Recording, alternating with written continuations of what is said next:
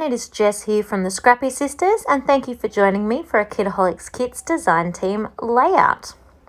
Now, the minute I saw the rainbow paper in our kit this month, I automatically thought of that stunning layout by Dani Visa, surname, that she made quite a while back.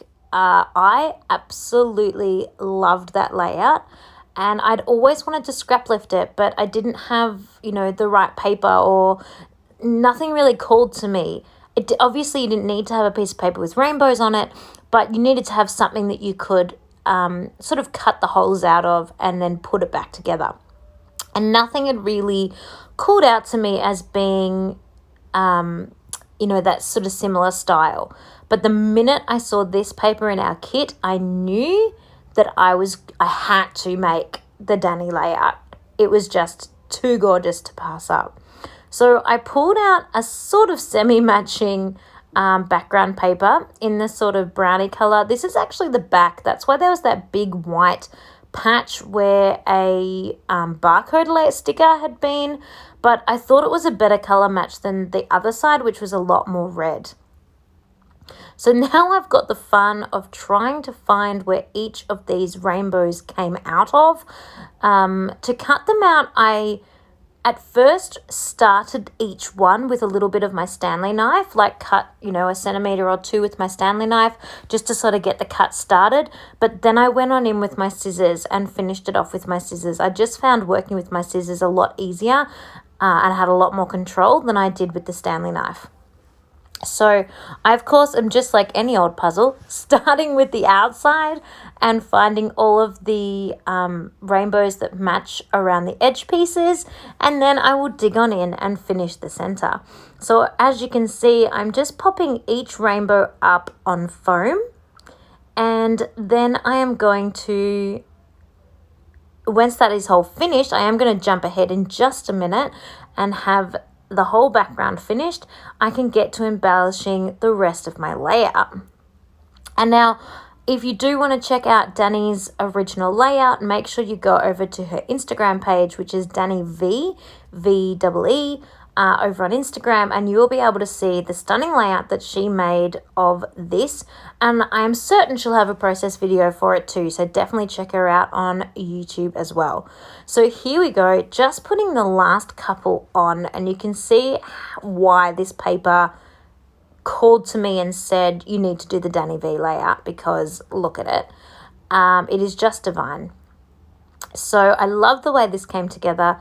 You almost can't even see the background sort of brownie red paper underneath until you look at it on the right angle. So I'm going to use those two photos that I took. I've already matted those. I matted those in white and then also in some coloured cardstock as well. And they are pictures of some knitting that I was doing. So I was sitting under my cozy knitted blanket that I had knitted myself, having a cup of tea, and then a little selfie with my cozy knitted scarf that I had made. 2013, these photos were taken. So back before we had kids, there was not so many things to take photos of in those days. So I am literally going to call it Cozy Days, because why not? And I'm using the raw chipboards that came in our kit, but I will emboss those with some gold embossing, and I'll go through all of that as we come up to it in the layout. But I did just want to get them ready and sort of place them on the page where I'd like them to go. It's kind of having a bit of a diagonal sort of layout feel to this one.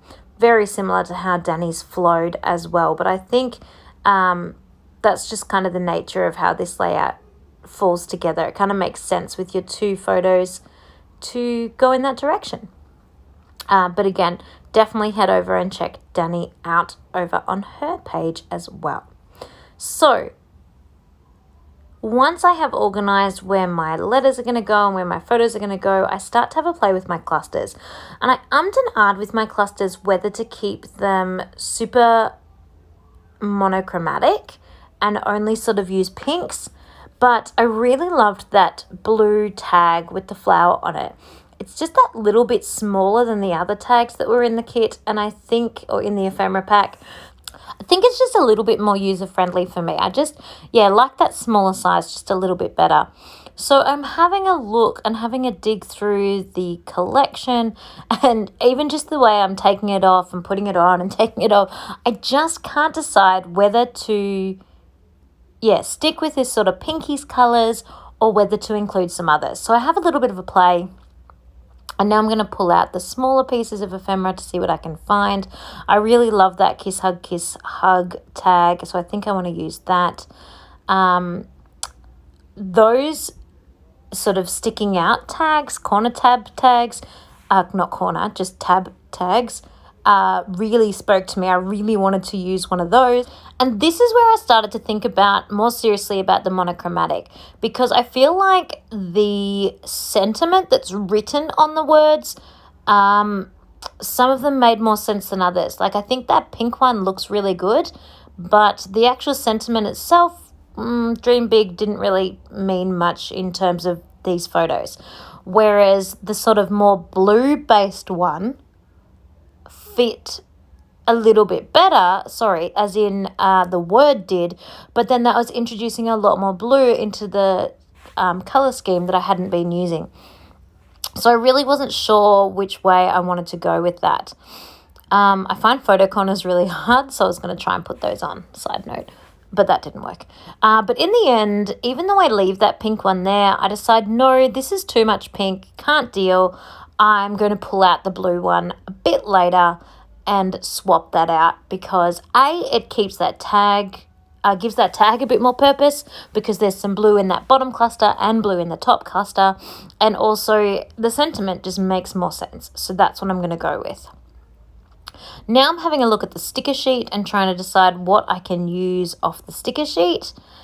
And I really don't know. There's one whole side of the sticker sheet is tags, which I will use in my project Life later on, but are not super helpful when it comes to building my clusters. Obviously, some of the larger tags can be great for a cluster base, but not so much for the rest of my cluster.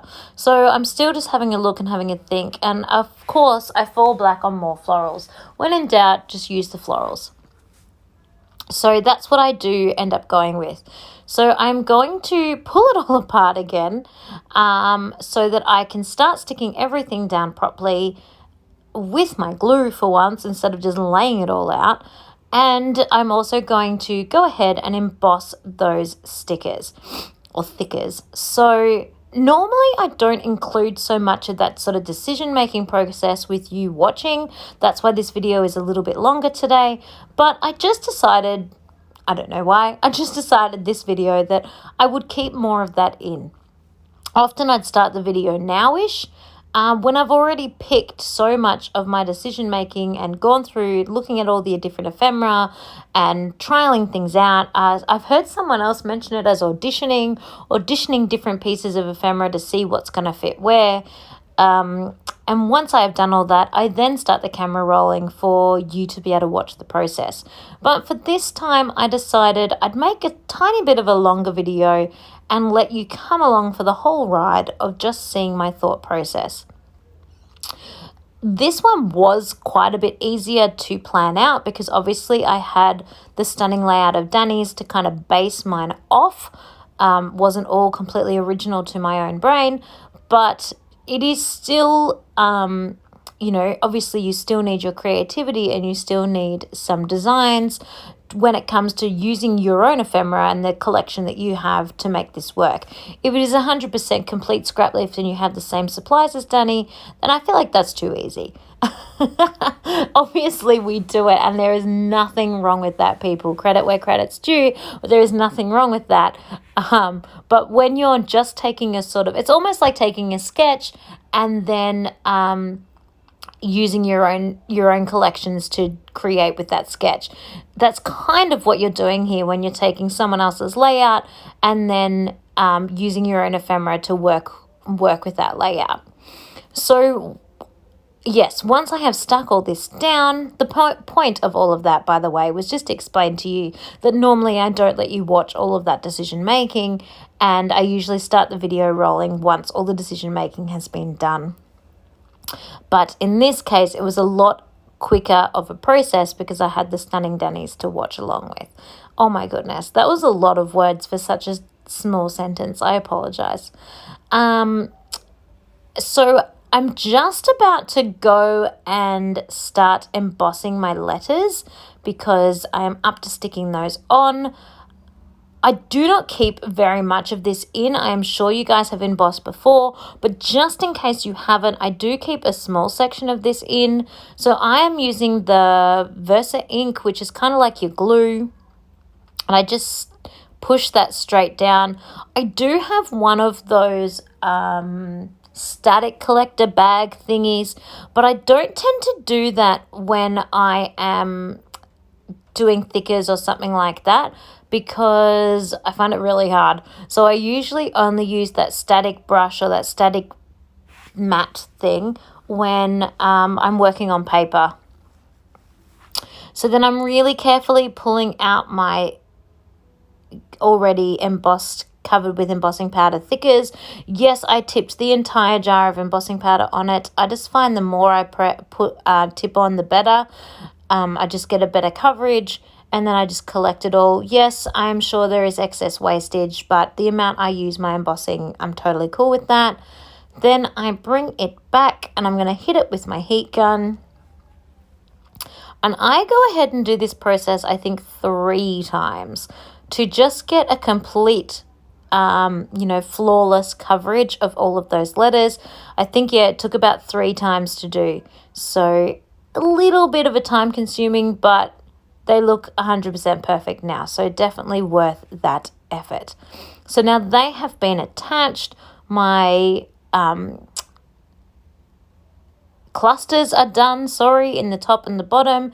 So now I'm basically ready to just work on a few little finishing touches. What else do I feel that my layout needs just to finish this baby off? Now, of course, there's going to be splatters. I can never make a layout without splatters, but I'm just checking out if I want to add anything else to the page. But I think she is done. I will do some enamel dots just because they're cute. So I pull out the Bow Bunny enamel dots that came in the kit, and I just add a couple of those on in that. It's not quite pink, it's more like the peachy color, I think. I thought that was a nice little color match for this one here. Then I will do some gold splatters. I am so close to being out of my gold. I think I am ready. I think I've mentioned this a few times, but now I am officially ready to pour the last tiny little drop into my next packet of gold and just move on. So here she is, this beautiful finished layout. I absolutely loved making this one, and I'm super happy with the way it came together. I just love that sort of dimension that those popped out rainbows have on the page. I just think it really makes it. And thank you so much for coming along and watching this layout with me. Thank you, everyone, and I will see you all next time.